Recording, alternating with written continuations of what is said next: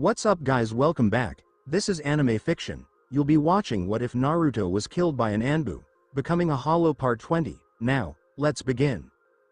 Izan ceased her efforts to heal Aizen. Golden threads encircled his severe wound. The wounds sealed before her gaze, appearing to close more swiftly than Kaido's regeneration. What? She blinked, taken aback by yet another unexpected turn in a night filled with surprises. It was only at that moment that she discovered the golden strings of the tree were linked to Aizen's back. Is the tree recovering, Captain? The enormous tree displayed no Ryotsu, appearing almost like an illusion. However, it was indeed genuine. As genuine as the Arrancar who inflicted harm on Aizen. The enigmatic characteristics of the tree rendered it challenging to ascertain its rightful owner amidst the hollow and Aizen. What accounts for the sudden increase in strength among hollows? The comparison between the armored Arrancar and the grotesque Arrancar that Naruto previously defeated is akin to contrasting a seated officer with a captain. They operate on entirely different levels. Aizen's charged Shiakusho conveyed a clear message. He was outmatched in the confrontation. Shinigami girl. The Arrancar articulated in a distinctly feminine tone, yet it carried a familiar charm. Please leave the conversation. This matter is between myself and this individual. Izan drew her sword with precision. I will. In an instant, the Arrancar turned her gaze towards her, exerting her Ryotsu with a commanding presence. Izan stood still, sensing the intense scrutiny as though the Soul King were observing her directly. Aizen appeared in front of Izan, shielding her from the Arrancar's Ryotsu. Vice Captain, please return to the Soul Society and request the presence of the Captain Commander. We cannot defeat this Arrancar without his assistance. The subtle indication of vulnerability in Aizen's voice caused her heart to quiver. Even a captain was unable to contend with the exceptionally powerful Arrancar and required the assistance of General Yamamoto. Naruto single-handedly eliminated 3 opponents. It is unwise for him to join our team. Izan clenched her fists, a resolute gleam in her eyes. Understood, Captain Sosuke. I will return as swiftly as possible. The Arrancar in armor, whose voice possessed a comparable allure to that of Naruto, charged at Aizen, who equally embraced the prospect of a direct confrontation. Their conflict unfolded in the sky, transforming into a spectacle that even Izan found challenging to follow from the sidelines. Sparks and embers illuminated the night as gloved fists met Aizen's with forceful precision. Each powerful strike seared Aizen's skin and scorched his flesh, yet the damage healed within moments. Izan was astonished by what she saw. The hollow's posture was both receptive and cautious, reminiscent of a disciplined fighter. It seemed as though she was in the presence of an exceptionally skilled martial artist akin to Soi Fan. Aizen, in contrast, exhibited composure and grace while engaging in combat with his adversary. The rapid exchange of counters, along with the subsequent counters to those counters, was truly a remarkable spectacle, even for someone like Izan, who is not a martial artist. Aizen exhibited a level of combat proficiency that surpassed what she could have perceived from his calm and composed exterior. He was, in fact, the more skilled martial artist of the two. However, Aizen was the one sustaining injuries. The situation ultimately centered on the Hollow's aggressive fighting technique. She evaded no strikes, regardless of their lethality. Her armor effectively withstood all forms of damage. Typically, Hollow engaged in battles to either devour their adversary or to ensure their own survival. However, the Arrancar clad in armor approached the confrontation with the clear intention of eliminating her opponent. It appeared that she possessed a profound animosity towards Aizen, willing to resort to any means necessary to achieve her retribution. Izan had never observed any Hollow behave in this manner. However, she had not encountered any Hollow with the capability to manipulate individuals' bodies. Today transformed her overall view of the Hollow race. This situation exceeds my capacity to manage. I must bring Captain Yamamoto here. With a profound sense of duty, Izan shifted her focus from the fierce battle and opened a Senkaimon door. A wave of relief enveloped Naruto as Izan exited the battlefield. He would need to take action against Izan if she entered the conflict. Fortunately, she carefully considered the situation and complied with Aizen's request.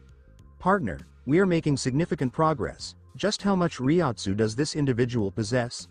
The relentless crimson flames persistently tormented Aizen, compounding the impact of the bone-crushing blows he inflicted upon him. However, his Ryotsu diminished gradually, consistently, albeit at a slow rate. He was confident in his ability to succeed if afforded sufficient time, yet fortune did not favor him. Azane would be returning shortly with General Yamamoto, and he preferred not to spend any additional time engaging with the other captains. Concerned that you won't be able to drain my Reiatsu now, Aizen challenged Naruto as they exchanged strikes. Your Resurrection, the tree, functions by extracting Reiatsu from your targets, correct? In a brief period, Aizen had successfully discerned the capabilities of Naruto's Resurrection. It was this formidable intellect that motivated Naruto to complete the task today. Aizen felt a renewed sense of disappointment at the absence of expression on Kazuda's face. Are you certain it's wise to linger here? Tear Haribel is engaged in a challenging struggle in Hueco Mundo. Naruto remained unfazed by Aizen's efforts to divert his focus. He directed his attention to the tree and swiftly severed the strings connected to Aizen, an action that remained undetected amidst the intensity of the conflict. Naruto executed his strategy swiftly. Before Aizen could react, he retracted and summoned his oppression ability. As he extended his hand towards Aizen, a cyan blue Reiatsu swiftly surrounded his right hand. The ground below started to tremble as a surge of Reiatsu permeated the environment. Complete commitment. Aizen swiftly employed Shunpo to distance himself from the Reiatsu, casting a challenging look at Naruto. Are you truly prepared to jeopardize the entire town merely to eliminate a Shinigami you have only recently encountered? Do you consider that a justifiable exchange? My ability. Naruto redirected his attention to the diminishing light surrounding his gauntlet. It has already been delivered to you. At that moment, the blood vessels in Aizen's hands ruptured, resulting in a spray of blood. His hands dropped to his sides, devoid of sensation and lacking strength. A sharp breath escaped Aizen's lips. He gazed at his bloodied hands, his eyes filled with shock. You have kept this ability hidden. Aizen was unprepared for the emergence of Naruto's aspect of death oppression. The wild card significantly incapacitated Aizen. Naruto declined with a shake of his head. I was required to do so, as it utilizes an excessive amount of Reiatsu. Despite conducting a thorough analysis of Aizen's partial Resurrection, Vision del Diablo, he was required to expend nearly all of his Reiatsu to breach Aizen's defenses and eliminate all the blood vessels linked to his arms. Aizen demonstrated his capabilities while utilizing less than 50% of his total reserves. Naruto's complete spiritual energy would not have been effective against Aizen at his peak performance. Aizen was undeniably a formidable entity. Observing Aizen grapple with the challenging movements of his injured hands, Naruto experienced a profound sense of satisfaction. The investment of utilizing such a significant amount of Reiatsu proved to be worthwhile. It not only impeded Aizen's combat abilities but also created disorder within his spiritual energy, undermining its effectiveness. Address the situation assertively. Eliminate him. Naruto inhaled deeply and charged towards Aizen. With hands that were barely functional, the captain had no alternative but to execute a flash step to escape. A sequence of afterimages appeared as Aizen increased the distance between himself and Naruto. Utilizing kicks as a combat strategy would prove ineffective against a formidable opponent such as Naruto, a berserker. It was more prudent to delay rather than confront him directly in a duel given his current state. Please do not leave. With a swift motion of his wrist, Naruto skillfully manipulated his golden strings, bringing Aizen to a sudden stop and thwarting his attempt to escape. The divine tree guaranteed that regardless of Aizen's attempts to escape, he would invariably be drawn back. Aizen fixed Naruto with a piercing gaze, a trace of irritation flickering in his typically composed eyes. What actions are you taking? Have you thought about the ramifications of eliminating a captain? You will find yourself on the most wanted list, pursued relentlessly. Unfazed, Naruto swiftly closed the gap between them, employing Sonido to move with remarkable speed, beyond the perception of the eye. His gauntlet-clad fist struck Aizen's face with force, fracturing bone and transmitting shockwaves throughout his entire body. Blood flowed from Aizen's lips, marking the remnants of his Shiakusho. I find it unacceptable that individuals like you seek to invade Hueco Mundo for personal gain. Your actions will lead to your demise here today. You are truly beneath contempt. Before he could complete his response, Naruto retracted his hand and delivered a decisive reverse-handed slap to Aizen's right cheek, a reprimand for the chaos and suffering he had caused. Upon impact, tissue was severed, resulting in a disturbing projection of blood. Aizen exhaled deeply as his Ryotsu emanated from him, attempting to push Naruto back. He seized Aizen's collar and positioned his fingers in a chopping gesture. The pointed nails on his gauntlet shimmered ominously as they targeted Aizen's chest, precisely where his heart ought to have been. Enveloped in vibrant crimson flames, his hand possessed a lethality that rivaled the sharpness of a Zanpakuto's blade. Clank!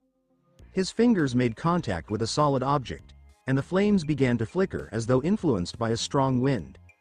The object absorbed his flames as though it were not one of the most destructive elements known to mankind. He promptly opened Aizen's Shiakusho with a decisive motion. Concealed within a discreet pocket was the item that consumed Nami's flames effortlessly, the Hogyoku. Despite its dimness and apparent decline, the profound darkness held a captivating allure for him. A deep yearning resonated within him. A compulsion more intense than any he had experienced before. "Partner, please regain your focus. Cease your daydreaming." Nami's urgent calls pierced through the fog of distraction, grounding Naruto in the present moment. The brief distraction provided Aizen with the opportunity he needed to take advantage of the situation. A small black orb crackled in the space between him and Aizen, releasing energy that distorted the surrounding air. Hado number 90, Kurohitsugi.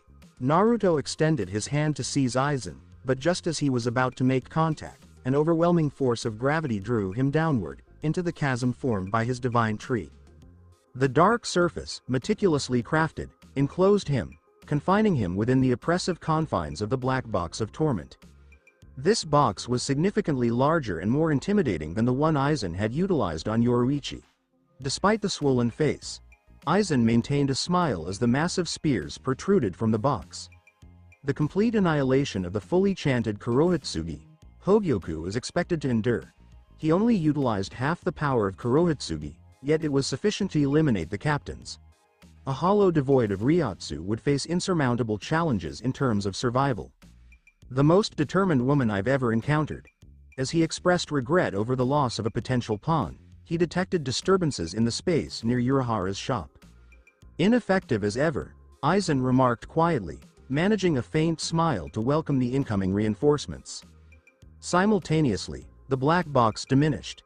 What remained was not a pierced body but rather a suit of black armor enveloped in crimson flames. Naruto advanced towards Aizen with determination to conclude the confrontation, but Aizen utilized his flash step to retreat to the Senkaimon, taking cover behind his allies. He refrained from pursuing and remained suspended in the air as a hunched figure emerged from the Senkaimon. An elderly man with a bald head, characterized by deep wrinkles and prominent cheekbones. The prominent cross-shaped scar above his eyes and the well-defined physique concealed beneath his loose attire were among the few indicators of his extensive background. General Genryusai Shigekuni Yamamoto. "Captain Sosuke, please allow the medics to address your injuries," Yamamoto stated, directing a firm gaze towards Naruto. "Arrancar, you have inflicted significant damage upon the realm of the living. What is your objective?" Naruto remained quiet, observing the two shadowy figures emerging from the Senkaimon. Trailing behind the elderly man were Captain Retsu Unohana and her vice-captain Izan Katetsu. The captain, exhibiting a nurturing presence, gazed at the tree for an extended period before turning her attention to tending to Aizen's bleeding arms. "Please remain still, Captain Sosuke. Your injuries are quite severe. You have only survived due to the dense reishi present in your body." Aizen acknowledged with a nod before offering a smile to Naruto. "Captain Commander, I urge you to exercise caution. Her abilities are beyond my comprehension." His warning lacked depth. He would not be concerned if Yamamoto were eliminated by Cazador. "I'm relieved to see you're safe," Izan murmured quietly. "Captain, it is advisable for you to transport Captain Sosuke to the Soul Society using Minazuki. I will remain here with the Captain Commander." Retsu acknowledged with a nod. This represents the most effective course of action. Naruto, in that moment, found himself gritting his teeth in frustration. The opportunity for triumph was taken from him, solely due to his association with the Hogyoku. "Take a moment to appreciate your success today, Shinigami. Everything is acceptable, partner. We have acquired the Hogyoku. Let's proceed to check on Haribel." Yamamoto's eyes widened at his voice, his crimson pupils reflecting astonishment. Naruto reached out his hand toward the tree. The enormous tree gradually faded, ultimately vanishing from existence, while the Ryotsu that sustained it returned to him. A portion of strength returned to him without delay. "It was a pleasure to meet you, sir." He skillfully opened the garganta with a swift motion of his hand and proceeded to leap inside. The assembly of Shinigami exhibited remarkable strength. Naruto was not in a position to confront them all, even under optimal circumstances, let alone in his present state. Previously, Retsu Unohana expressed her satisfaction with the outcome of the emergency meeting. Captain Shunsui Kiraku, often overlooked due to his lighthearted demeanor, Izan Shiba, the Shiba clan's most significant accomplishment in recent centuries, and Izan, recognized as one of the top healers. With two captains and her own vice-captain in leadership roles, she, like every other captain present, felt assured that the issue would be addressed efficiently. Subsequently, additional reports were received from the 12th Squad, outlining a significant threat that necessitated another emergency meeting. A formidable Vasto Lord Arankar has appeared in Karakura town, and the presence of Captain Izan's Ryotsu has been noted at the location. Yamamoto refrained from taking any action, placing his trust in Captain Shunsui's abilities. Izan entered the meeting to convey Captain Izan's request, noting that Shunsui had apparently gone missing. Yamamoto was compelled to depart from the Soul Society. She, together with Izan and Yamamoto, proceeded through the Senkaimon. Izan earnestly prayed for Izan's safety, recognizing him as one of the most admirable individuals within the Gote 13. Retsu maintained a realistic perspective. In her thoughts, the most favorable outcome involved Izan enduring severe injuries, allowing her to utilize her Shikai ability for his healing, whereas the least desirable result would be his demise. To her astonishment, Izan not only endured the most formidable hollow she had encountered, but he also reduced her Ryotsu to such a low level that even Izan could have defeated her. All the effort, however, proved to be in vain. "What was the rationale behind your decision to release her, Commander?" The demise of a Vasto Lord would result in significant repercussions and disturb the fragile equilibrium that every Shinigami strives to uphold. However, there are instances where sacrifices must be made. The presence of such a formidable Arankar vowing vengeance against one of their captains was akin to a sword of Damocles looming ominously over them. Ultimately, locating a suitable captain proved to be quite challenging. "It is not possible to purify her using Zanpakuto," Yamamoto stated firmly. "She harbors an overwhelming number of souls within her, reminiscent of Ikomakitamoy." Ikomakitamoy? Retsu's brow furrowed in confusion, as a name from her past resurfaced in her mind. "The Ajukas you faced in your earlier years?" Yamamoto's grave nod affirmed her conclusions. "I would need to utilize my Shikai to eliminate her." Activating his Shikai in the living world could result in significant destruction, potentially affecting half the town or more. "Ikomakitamoy?" Izan inquired with curiosity. "Captain, could you please clarify what that is?" "An ancient hollow," Retsu replied with a solemn demeanor. "He was an Ajukas who made an incursion into the Soul Society many years ago." "Merely an Ajukas? He would have been dispatched with ease. He bested me in the past when Zanpakuto were scarce," Yamamoto admitted. "He attained immense power by absorbing over 1,000,000 souls. An entity of his nature could not be purified, only contained through the Royal Guard Ikibe's technique. He remains sealed to this day." Izan found herself blinking her eyes. The narrative conveyed an essence reminiscent of a timeless legend from a fairy tale. Did the Royal Guard intervene to assist the Soul Society? Is this a common occurrence during significant crises? We are uncertain. Yamamoto looked up at the Urahara shop sign on the building. Urahara. Kazuki? Retsu observed the slight increase in Yamamoto's Ryotsu. He had not forgotten the ambitious trader who had exploited his fellow captains as subjects for experimentation. Despite her skepticism regarding the entire incident, Retsu could not overlook the potential for Kazuki to possess dual aspects to his character, much like her own. There are always additional layers to consider. The individual who provided testimony regarding Kazuki's offenses was Izan, the same person located near the site of today's invasion. Izan affirmed Yamamoto's suspicion. He could potentially be responsible for the Arankar invasion. Izan's attempt to portray Kazuki as the orchestrator of all events only heightened Retsu's skepticism. She maintained her uncertainties privately. Ultimately, she could not level accusations against her fellow captain without substantiating evidence. Yamamoto's eyes widened, showcasing red pupils that seldom appeared. "Is he still present?" Aizen stood up and gestured towards the shop's entrance.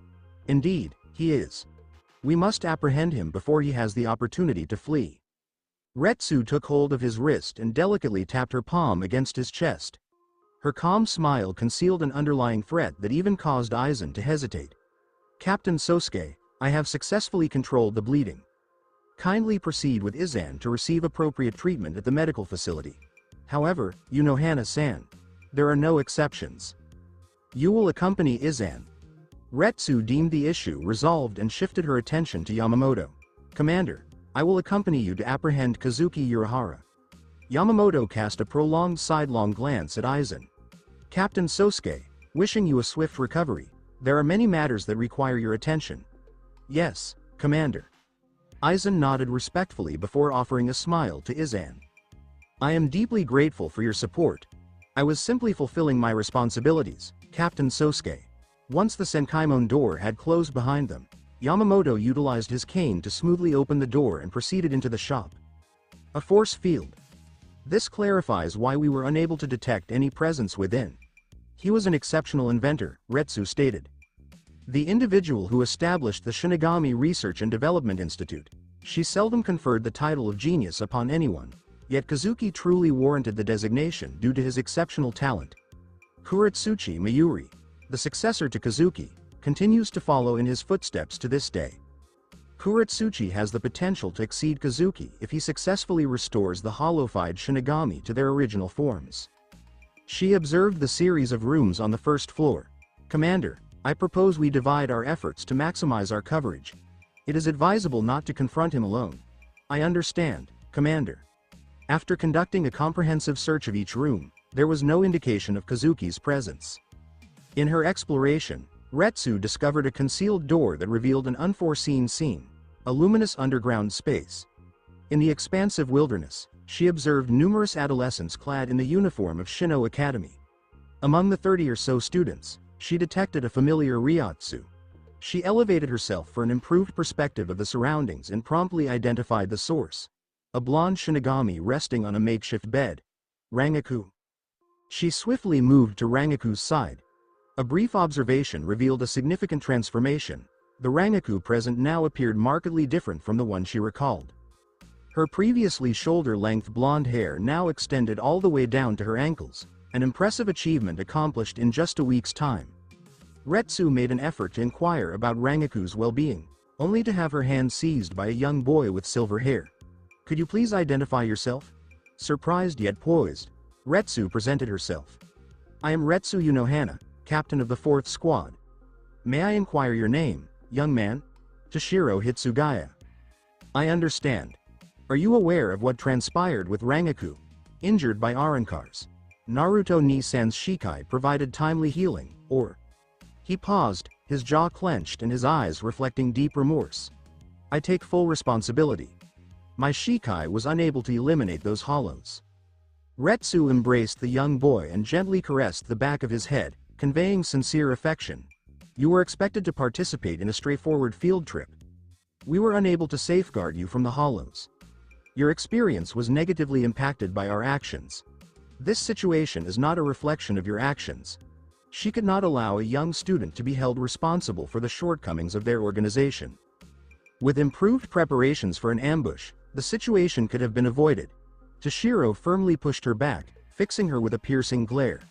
There is no need to persuade me, Captain Sama. Yoruichi has specifically sought my assistance in ensuring the safety of the vice captains. I did not succeed in my role. Are you familiar with Yoruichi? Retsu paused, understanding that the students were not at Urahara's base by mere coincidence. What was the reason for her bringing you here? Toshiro displayed a look of confusion. Yoruichi intended to provide us with protection until representatives from the Soul Society could retrieve us. What other reasons could Kazuki have for placing us in this dusty basement? Retsu's pupils momentarily shifted.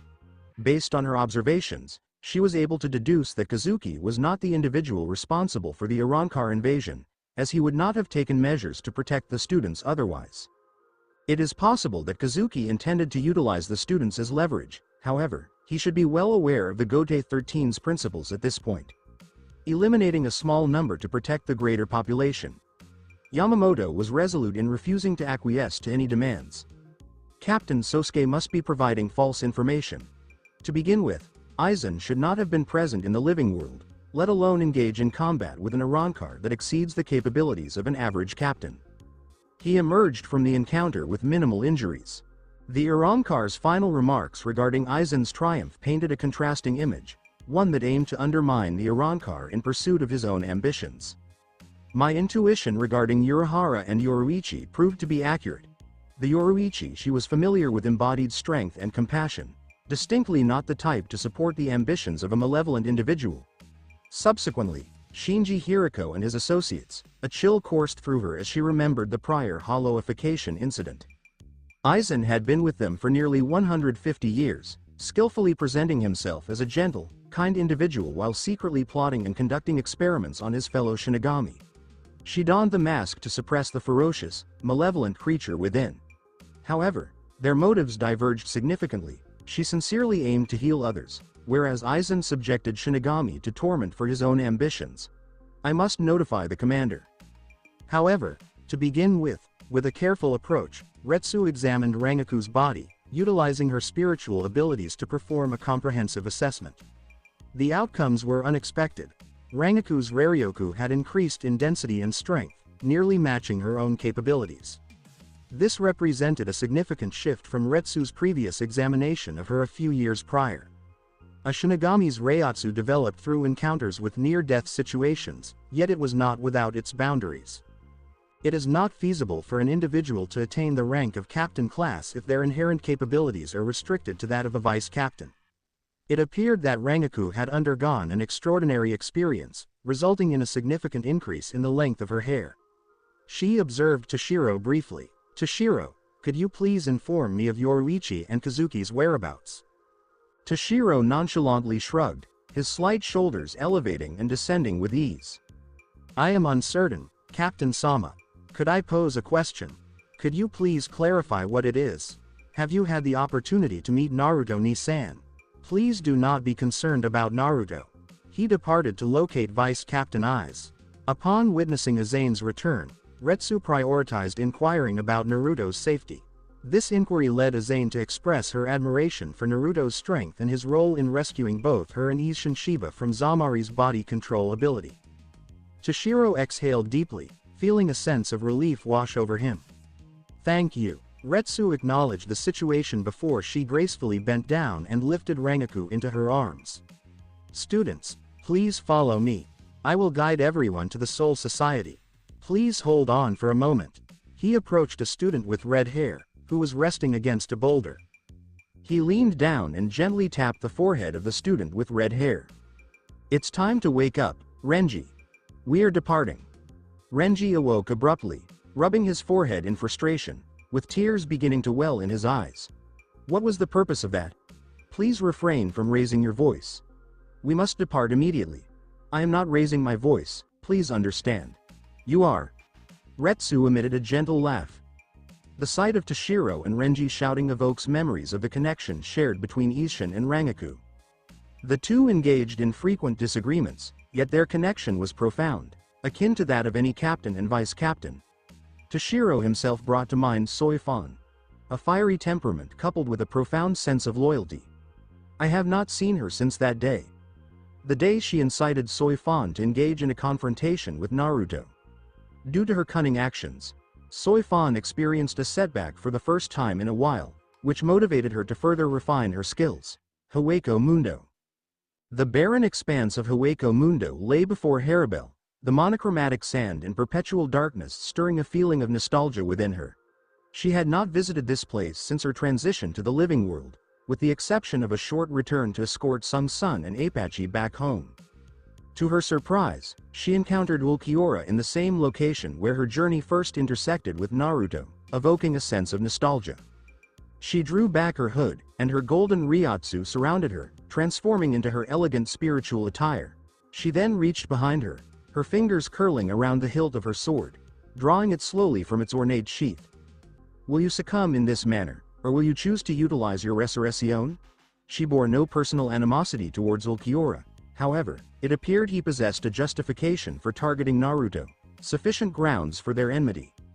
Although Haribel held a firm belief against using violence to address issues, there were instances when it appeared to be the sole solution. Ulquiorra maintained his silence while observing her, possibly recognizing that among hollows, her Ryotsu was one of the most formidable he had come across. "It remains futile," he stated, raising his finger towards her. "You have distracted me from my objective. To achieve that, I will remove you from consideration." The growing energy at his fingertip indicated the forthcoming attack. In response, Haribel retracted her right hand and positioned her left hand beneath the sharpened edge of her blade. A radiant accumulation of Ryotsu gathered within the hollow of her sword. 0. Aura Azul. As Ulquiorra unleashed his Sero, Haribel advanced with her sword and executed her specialized technique. A golden wave-like projectile was released from her blade, colliding with Ulquiorra's Sero in a remarkable explosion. The sky transformed into a striking display of green and gold, illuminating the barren landscape with a fleeting brilliance. For a brief instance, it appeared to be a deadlock, until Haribel's golden Ryotsu decisively penetrated the Sero. Despite his astonishment at Haribel's ability to surpass his weakest Sero, he swiftly responded by executing a precise swing of his sword. The results indicated that their abilities were well balanced. In their present states, the individual possessing greater skills or enhanced regeneration would hold the upper hand in a confrontation. Ulquiorra did not take a chance on Haribel's area of expertise. He sought to conclude this battle swiftly, allowing him to concentrate on the mission assigned by Aizen. Directing the blade towards Haribel, he quietly remarked, "You are not as lacking as others in Las Noches, Imprison, Murcielago, the great black-winged demon." Haribel observed with some surprise Ulquiorra's readiness to activate his Resurrección. "Are you looking to complete it quickly? Creates a partnership between us." A surge of greenish-black Ryotsu emerged from beneath his feet, taking the form of a massive lotus. Some of the aura flickered rapidly and descended around him as if he were shedding his skin, while the remainder enveloped him in a cocoon. As the rain subsided, Ulquiorra unveiled his Resurrección form. He now possessed large, black bat wings on his back, untamed hair, and remnants of his hollow mask shaped into a headpiece atop his head, featuring two imposing horns extending outward to the front, enhancing his formidable, demon-like presence. His attire transformed alongside him, shaping into a tailored robe that gracefully tapered downwards. The most notable aspect of his Resurrección was the immense power emanating from him. Even Haribel, positioned before him, could sense the vibrations generated by his formidable Ryotsu. Even an Ijukas would experience a sense of despair in his presence. However, her eyes conveyed no fear, instead, they reflected a sense of pity. "You." Ulquiorra articulated his words deliberately, elevating his chin with poise. "What is the reason for that expression? Do you consider my Resurrección to be insufficient?" Her expression unsettled him in an unexpected manner.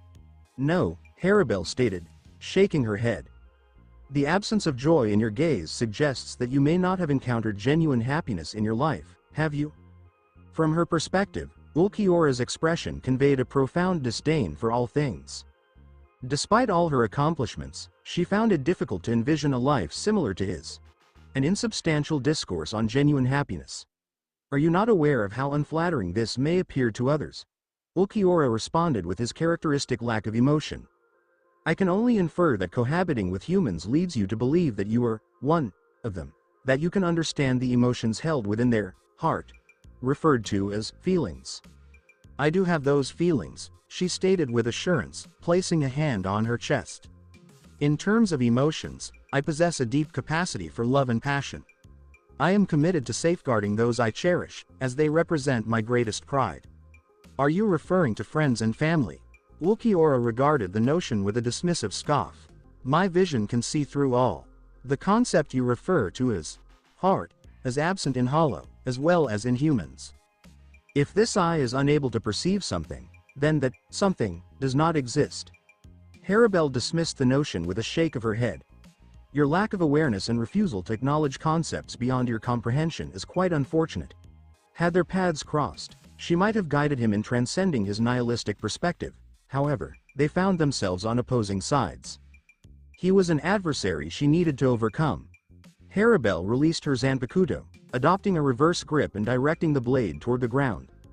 "Hunt, Tiburon, Supernal Shark Empress." A wave of Ryotsu swept through the vicinity as a torrent of water surged forth from the space behind her, encasing her in a heart-shaped cocoon. Her transformation directly challenged Ulquiorra's convictions regarding the existence of a heart. "Foolish," he murmured. "Your resurrection is garbage like you." Haribel emerged from the water cocoon, exposing her barely clothed resurrection form. "My heart, and your nihilistic beliefs. Let's see which one is crisper." Ulquiorra summoned a green javelin of pure energy in his clenched right hand. "Don't falter now. I'll show you that you're mistaken." The encounter, which had begun as a chance occurrence, had now escalated into an emotionally personal fight. As Ulquiorra's bat-like wings flickered, Haribel's instincts kicked in. She instantly used her pesquisa, a distinct Arankar method for detecting and tracking Ryotsu. Despite heightened sensitivity, following Ulquiorra's sonido proved tough. He is quick. And suddenly she felt it. Barely subtle tremors in the air, indicating Ulquiorra's presence. She anticipated his next move and was prepared as he appeared before her, his javelin lunging for her chest, her heart. She acted fast, raising her sword arm to block, the intensity of the hit making her whole body quake. But Haribel wasn't one to give up quickly.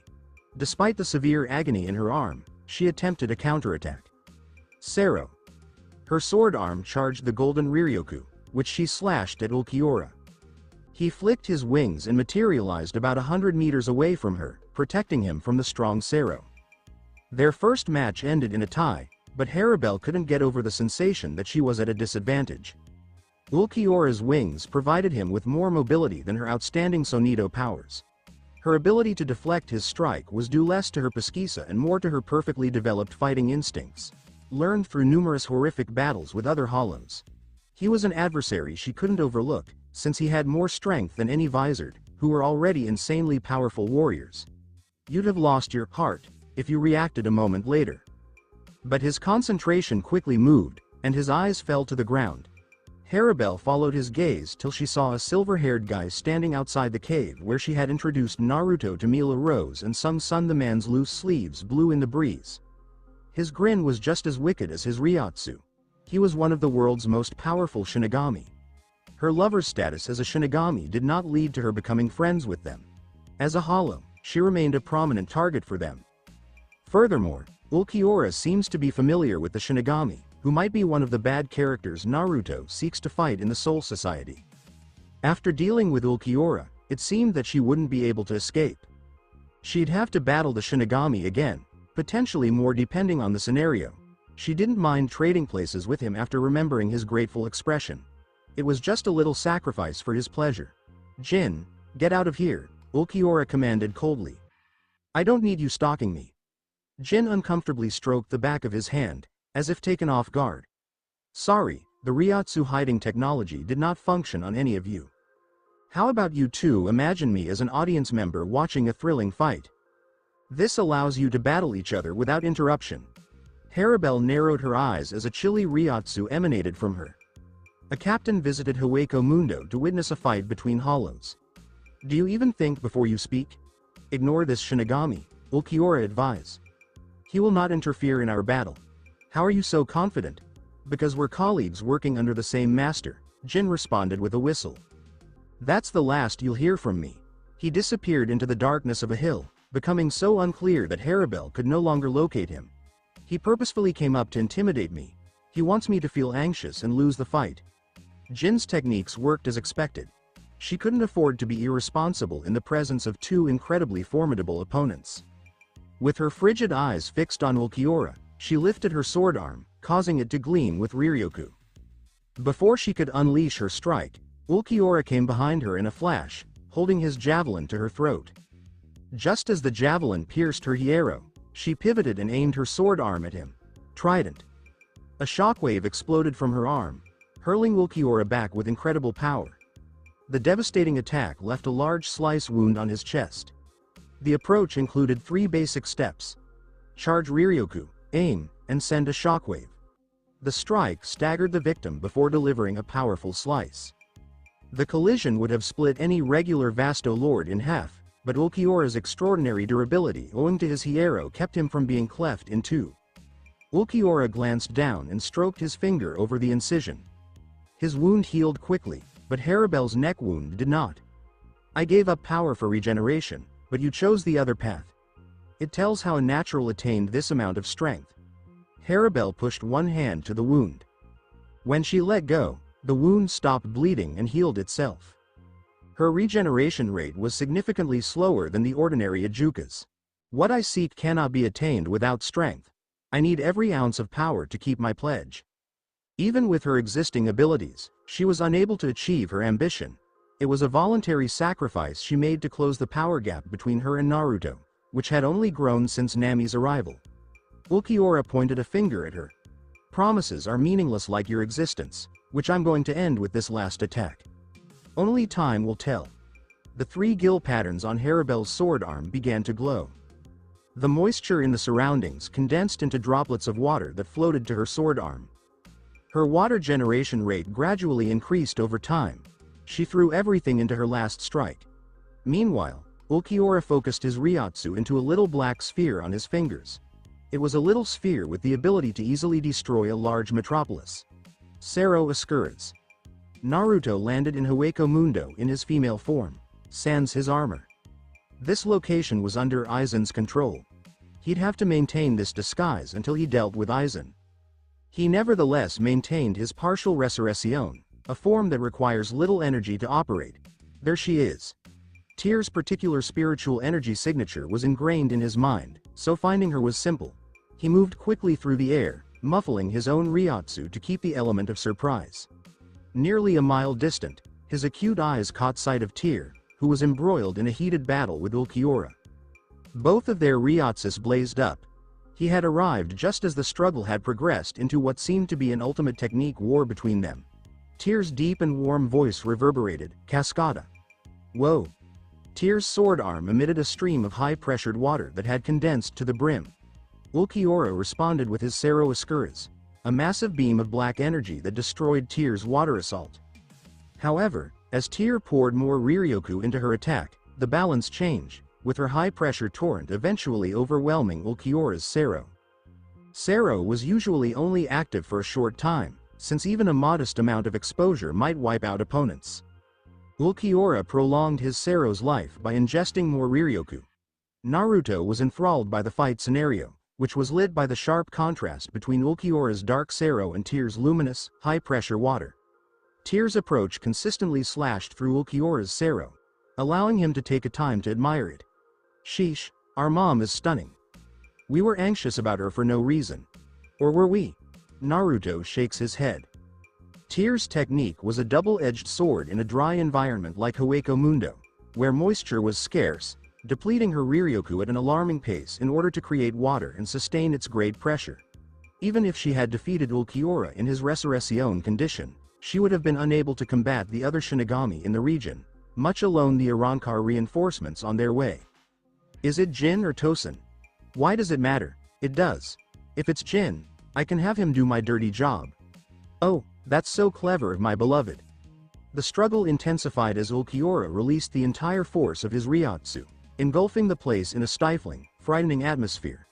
He added his second hand to the mix, channeling more Riryoku into his Cerro. Get lost, miserable trash. It was Tyr's time to fall behind. Do something, partner. Save our mommy. Naruto ceased holding back his Riryoku, which drew Ulquiorra and Tyr's attention. Tyr. Ulquiorra immediately fell into a stupor after hearing the lovely voice. The little delay cut off the Riryoku supply to his Cerro, making him susceptible. The tremendous flow of Cascada's stream threw him backward, striking violently with a neighboring hill. The power of the pressured water was ruthless, ripping his hierro, cutting into his skin, and loudly breaking his bones. His regeneration abilities kicked in, exacerbating the already horrific scene. Ulquiorra desperately sought to stop the water stream with his hands, but they bent abnormally under the great pressure. Tyr paused her Cascada, her face gleaming with perspiration from the effort. When she turned to face Naruto, her expression shifted from tiredness to shock. Shish. No need to act surprised, Naruto said, standing behind her and softly laying his hands on her back. Calm your anxieties.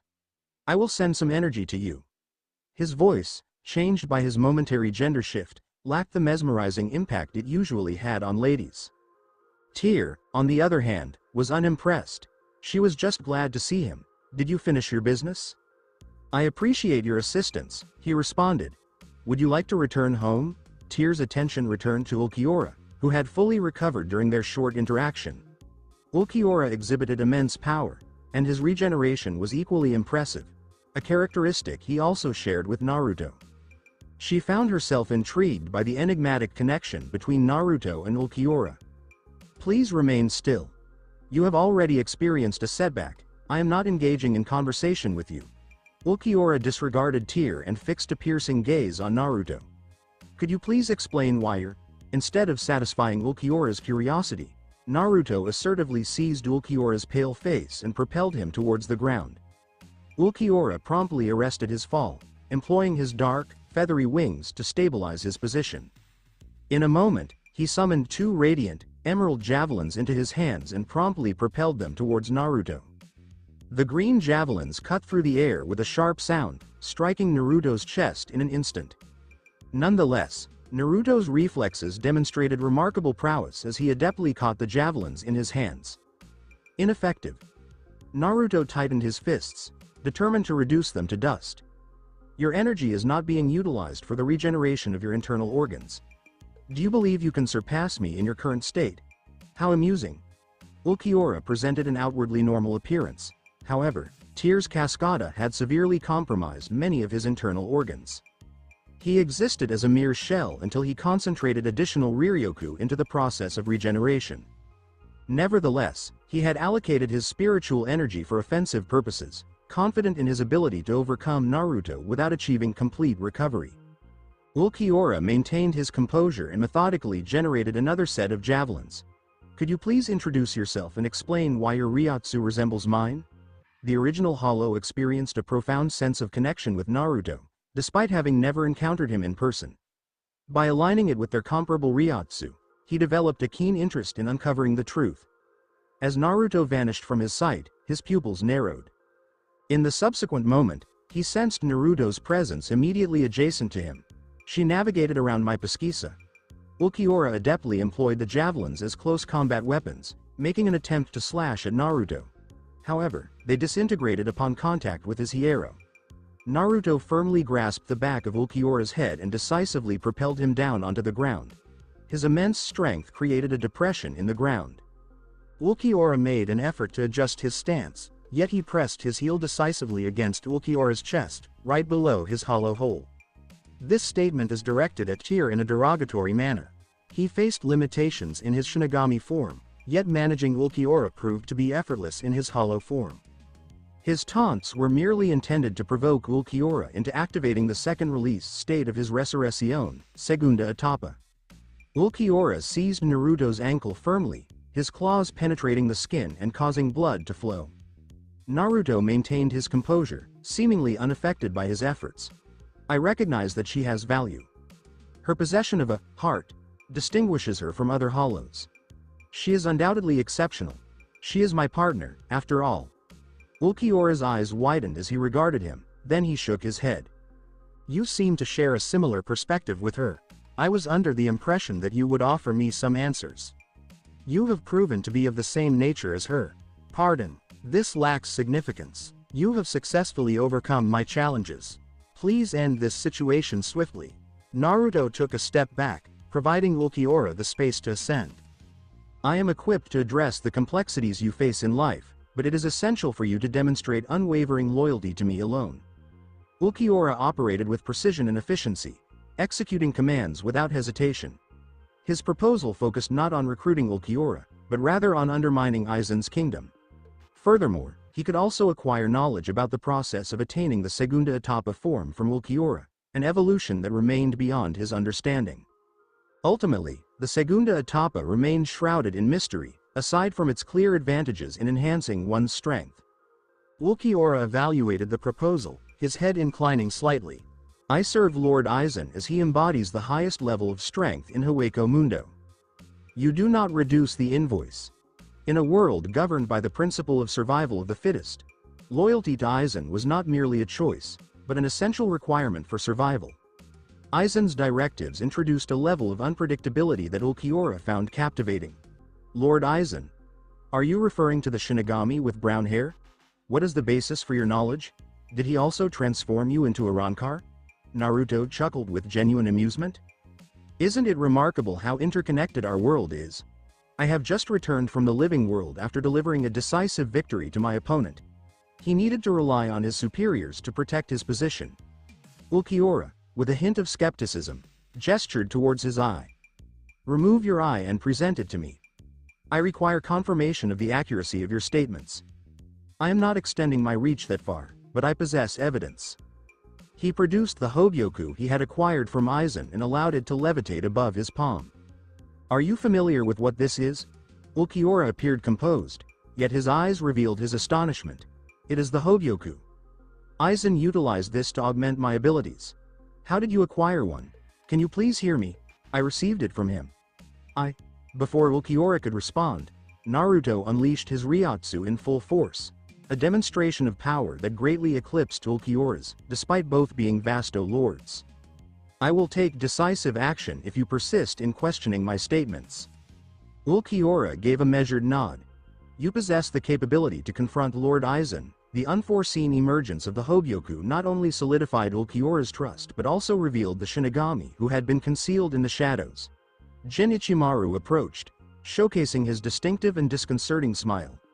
In order to overcome Captain Aizen and acquire his esteemed Hogyoku, your capabilities are truly remarkable. Indeed, that's correct. Naruto replied with a confident smile. I also dismantled the Zanpakuto he was wielding. If it weren't for that ancient-looking Shinigami, I would have eliminated Aizen at that moment. Jin's blue eyes momentarily opened, reflecting his astonishment. Did you manage to destroy Kyoka Suigetsu in its Shikai form? Considering Aizen's Ryotsu, it will require several days for regeneration. Strategic considerations occupied the mind of the white-haired snake, contemplating the optimal moment to act now that Kyoka Suigetsu was momentarily sidelined.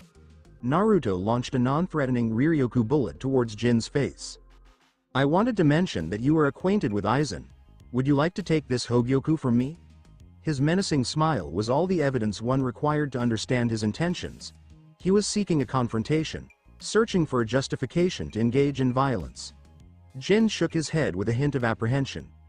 No, certainly not. I have more urgent matters to address. It was a pleasure to engage in conversation with you. Jin ascended rapidly, transforming into a small white dot on the horizon before ultimately disappearing from view. Naruto could only anticipate that Jin would seize this opportunity to eliminate Aizen or face the consequences in the attempt. Sending Rangaku's childhood friend to their demise so you can provide her with emotional support. Your actions are quite devious, partner.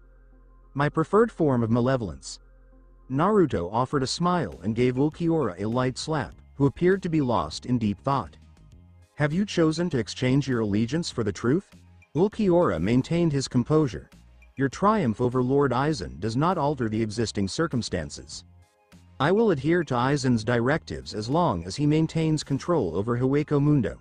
He unfurled his wings and ascended, demonstrating no desire to engage in conflict or alliance. Tyr placed a hand on his shoulder in a gesture of support. Is it advisable to let him go? Although she did not state it explicitly, her words suggested that eliminating Ulquiorra was the most favorable choice among all alternatives. For a woman who values peace, this represented a significant change in her viewpoint. His continued existence will be more beneficial to us. He gently placed his hand on hers and guided it to his face. He smiled, appreciating her warmth. I understand you may have inquiries regarding Aizen and the events that transpired today. She nodded with a subtle grace. Of course. Are you prepared to disclose all the details? His secrets remained private until he decided to disclose them to her. She preferred not to pressure him into disclosing anything that might unnecessarily strain their relationship. He felt a sense of warmth due to her understanding. I will ensure that everyone is in good condition before we proceed with discussions. Regarding the topic of personal transformations, I noticed you didn't share how you navigated your gender transition with such ease. He excused himself from Nami with a succinct, later. Tyr, you have the option to cancel your resurrection. I will handle all aspects of this matter. Do you not consider this outfit to be alluring? He blinked his eyes deliberately. The subtle smirk and playful glint in her eyes indicated her intention to provoke him. It was unexpected, as she had not engaged in teasing him until that moment. Her teasing was unexpected. Unbeknownst to him, his height was the underlying factor influencing Tyr's behavior. In her female form, the system adjusted her height to 5 feet 7, positioning her a few inches shorter than Tyr. This notable difference from his typical 6 feet 4 inches stature ignited Tyr's playful instincts. The same instincts that prompted her to occasionally tease Apache and Mila Rose. Your transformation is certainly attracting attention, myself included. I would like to spend the entire day in a cozy embrace with you. Having an attractive partner is enjoyable, but transforming my significant other into a stunning individual, it appears to be quite intriguing. I appreciate it greatly. Please leave me alone. Nami started to feel discontent internally, a sentiment he chose to disregard entirely. Indeed, it is quite alluring. It is also distracting, he responded to Tyr's earlier inquiry. You may maintain its activation and assist me in the effort. Pardon? Where have they gone? She displayed a look of confusion. It is unusual that the hollows I detected earlier did not appear. Did the Shinigami return them? During his confrontation with Ulquiorra, Jin discreetly convened with the Arrancars and arranged for their departure to maintain the confidentiality of his meeting. Izumi was compelled to break her commitment to Lisa and vacate the apartment. The environment felt stifling in solitude. Her sense of isolation deepened upon realizing that Naruto departed without having the opportunity to see her. The outcome of his battle was different, a prospect she found unsettling to contemplate. Where have you disappeared to, Ototo-kun? She felt a deep sense of longing with the inquiry. The desire to collapse onto the bed, allowing emotions to saturate the pillow, was nearly insurmountable. Nevertheless, the recollection of his calm and supportive words prevented her from descending into despair. Expressing her emotions felt futile in his absence, as she longed for his support during her moments of sorrow. Motivated by a profound desire, Izumi navigated the streets, her spirit longing for a remarkable reunion with Naruto. The city, a complex interplay of shadows and light, appeared to challenge her unproductive pursuit. Younger brother.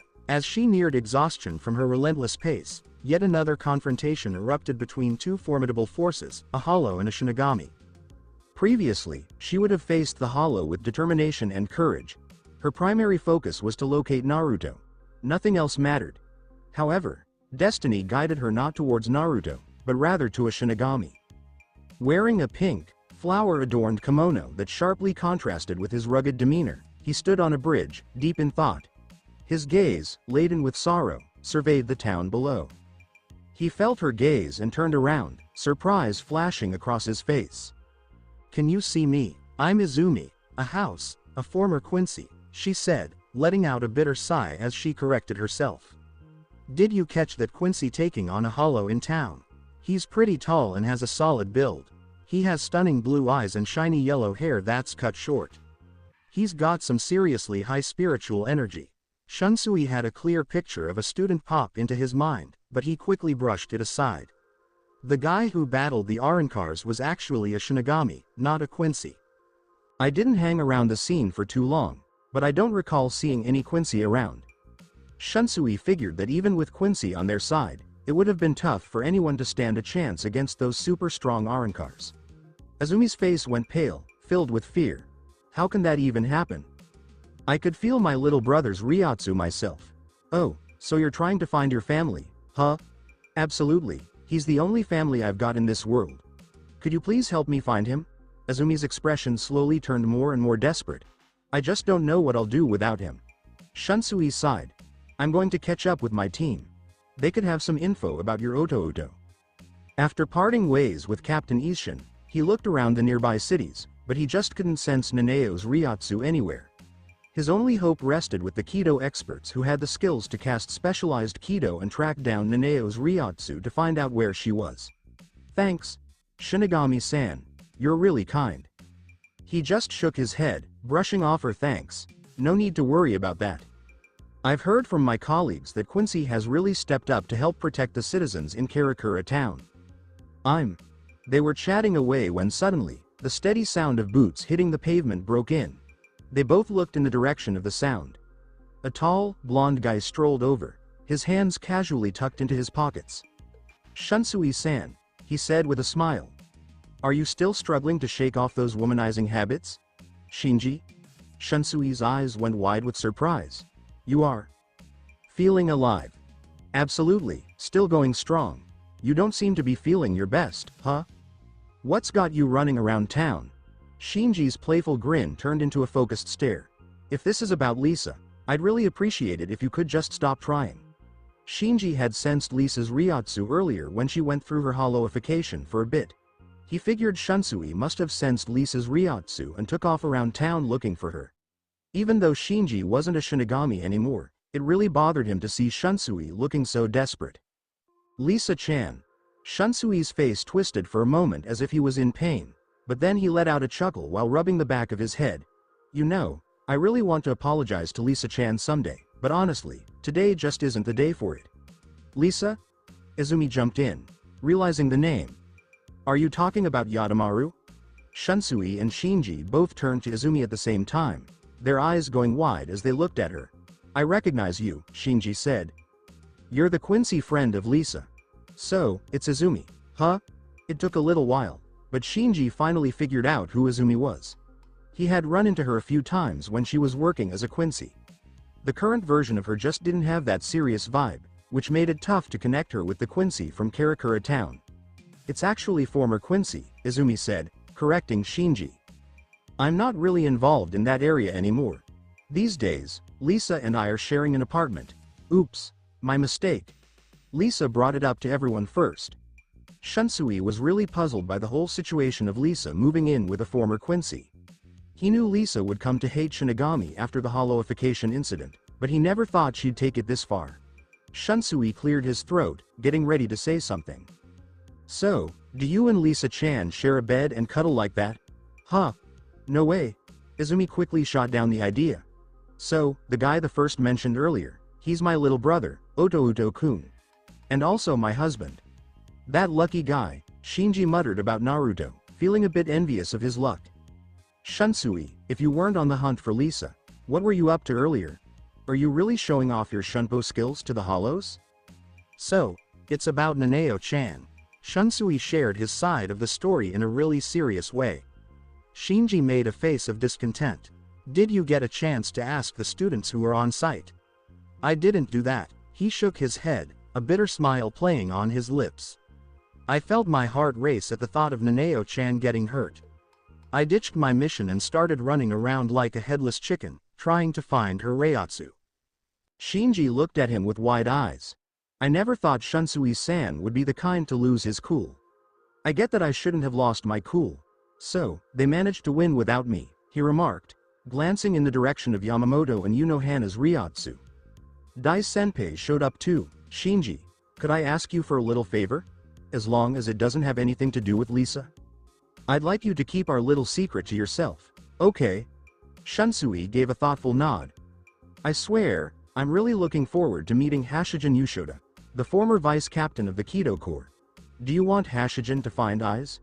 "Absolutely. Of course, come along with me." Shunsui had a pretty laid-back attitude when it came to the rules in the Gotei 13. Oh, and he had totally shown Shinji the ropes when he first became a captain. He was totally confident about bringing Shunsui to his base without any second thoughts. "Can I join in too?" Izumi asked with a quick smile. If it's not too much trouble to ask. Izumi wanted to ensure that Shunsui was thorough in questioning his colleagues. Also, it was a chance to learn more about her intriguing maid Lisa and what ties she has to Shinigami. Shinji scratched the back of his head and let out a groan. "That guy is going to be so mad at me for this, but why not? Izumi-san, let's go."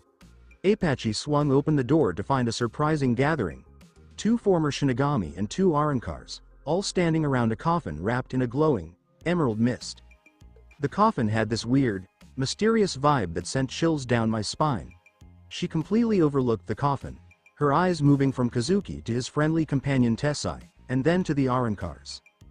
The first one was a petite girl with short, simply styled hair and a confident, almost bold smile that really showed off her personality. At a quick glance, Apache figured she was a girl with a bit of a tomboy vibe. The green-haired Arankar had remnants of her hollow mask that looked like a helmet, complete with two horns perched on top of her head.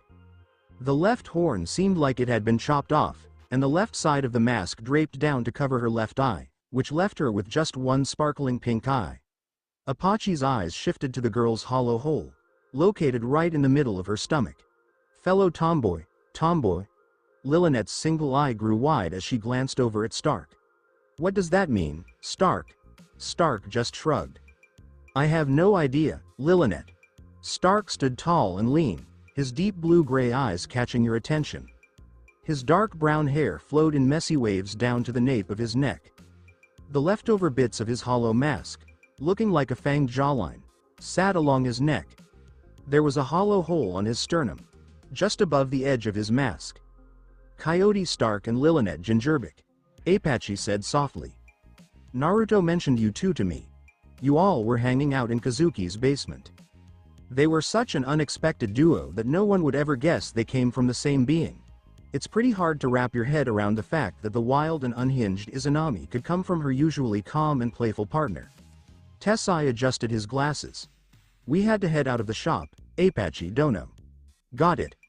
What's inside that coffin? Tessai quickly filled her in on the coffin that's wrapped in Jikanteshi, which is a Kido spell that can pause time for a bit. The spell kept Yoruichi's condition from getting worse until Kazuki stepped in with the Hogyoku to assist her. In the Soul Society, any Kido that messed with space and time was off limits, just like using the Hogyoku. They weren't Shinigami anymore, so they didn't care about them. Kazuki seemed just as serious, if not more so, than Tessai. Apache, do you mind if we crash at your place for a bit? Our spot got hit by our old rival. The Vizard's base was on his list for backup options, but Naruto's roomy mansion was still his top pick. Shinji and the others wouldn't hassle him about the Hogyoku here. He didn't share those thoughts with anyone. He just wasn't in the mood to say that much right then. Apache tilted her head, curious. Been enemies for a while? Are you saying that Shinigami Naruto is in a fight right now? Absolutely. Lillinette suddenly threw a punch at Stark's belly. It was a hard hit that had him doubling over for a moment. Stark. We really need to be there, supporting him in that battle against that idiot Shinigami. Lillinette felt the urge to show her gratitude to Naruto for pulling them out of their lonely existence in Hueco Mundo. What really mattered was that she didn't want to watch him get caught up in some Shinigami's plans. Stark stepped back from his more aggressive side and gave his belly a little rub. He glanced back, his face showing a serious look. You know, it's a bit complicated, Lillinette. He's good on his own. You can sense his Ryotsu yourself. Come on, let's talk about those excuses for being lazy. Lillinette was really angry. Try not to feel regret if something happens to him.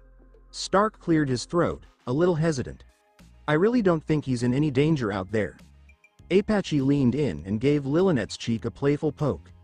Stark's got a point. Naruto takes his time before jumping into battles. Unless someone he cares about gets hurt, then he turns into a force of destruction. She had caught glimpses of this side of Naruto a few times in Hueco Mundo, but he could really be a handful when someone pushed his buttons. Grimmjow mentioned that as well. Lillinette gave a nod of agreement. It's a good thing Kazuki sent that battle Crazy Panthers group to Hueco Mundo. Otherwise he might have picked a fight with you or someone else. It's probably for the best that he's not around. Chiruchi isn't going to hold back on anyone who gets in the way of her kittens. No one dared to mess with Chiruchi's kittens, not even Apache. Lillinette put her hands on her hips and frowned. So, Apache, huh? Don't you think it's important to have some manners? Come on, let us in already. Apache couldn't help but blink at how quickly Lillinette could go from serious to playful in an instant. You're cute, but please don't act like you owe me anything. You got it? Seriously? Lillinette moved in and gave Apache a spontaneous hug. Both of us are friends with Naruto. That means you, being his wife, are our friend too. Did you catch my awesome reasoning? Apache let out a laugh, completely taken in by Lillinette's bold charm. You really have a knack for making people happy. Come on in, everyone. She stepped aside and waved them in. Tessai gave a quick bow before striding into the lobby with purpose. Kazuki smiled and dragged the coffin along with the help of some heavy chains. As she gazed at the coffin, Apache softly murmured, Stark, do you have any idea what's in that container? Stark just shook his head. He had the coffin ready when he asked us to leave the shop. Can't wait to see you soon. Lilynette gave Apache a playful wink. I can only feel one Arrancar around. Where are the others? She recalled Kazuki mentioning, just for a moment, the 5 powerful Arrancar ladies who were living in Naruto's mansion. I guess they're probably just working, Apache said with a sigh. Honestly, I have no idea. I get it. Got it. Lilynette nodded, her curiosity piqued. Right when she was about to head out after Kazuki, the doorbell rang once more. I can feel another Arrancar over there. Apache frowned as she picked up on an unfamiliar Ryotsu. I wonder who this could be. I'm Mainoli, a shy voice replied from the other side. Is this where Naruto lives? Apache quickly swung the door open and was greeted by a blonde Arrancar standing right there. When it comes to power levels, she was right up there with Chiruchi. Not much to write home about. She really stood out with her look, bringing a nice change from the crowd. My husband definitely has a pretty varied taste. Lilynette peeked out from behind Apache, a big grin on her face. Peek-a-boo. Mainoli looked at the two with a puzzled expression. Arrancars? So, are you guys also working under Lord Aizen? She thought Naruto was just another one of Aizen's allies and assumed the Arrancars in his mansion were Aizen's too. Aizen totally makes sense for having some hidden allies among the Shinigami and even in the living world. Lord Aizen. Apache's face twisted in disgust. Here's where Naruto lives. He's the one in charge around here. How do you know him, anyway? He really saved my life today, Mainoli said, her raspy voice filled with a touch of gratitude. He told me to hang out at his mansion. I'd love to hear more about it. Apache got Mainoli to spill the beans about everything that went down, how she invaded the town, got backstabbed by Lolly, and then had that lucky run-in with Naruto. Apache would have found it hard to believe the story if it hadn't happened to Chiruchi before. How many women is he looking for, anyway? This Aizen, what's a Shinigami like him doing in charge of Hueco Mundo? Apache sighed. Sure, come on in. But if you pull any funny stuff, you're out of here. She wasn't convinced by Mainoli's timid behavior. It just didn't seem right for someone who was one of the strongest Arrancars under Aizen, the enigmatic leader of Hueco Mundo. I won't do anything, Mainoli said quickly. I really appreciate being here. Stay tuned for more. Thank you for taking the time to listen to this video. I'm thrilled you watched the video. If you enjoyed it, be sure to like and subscribe for even more exciting content coming your way soon.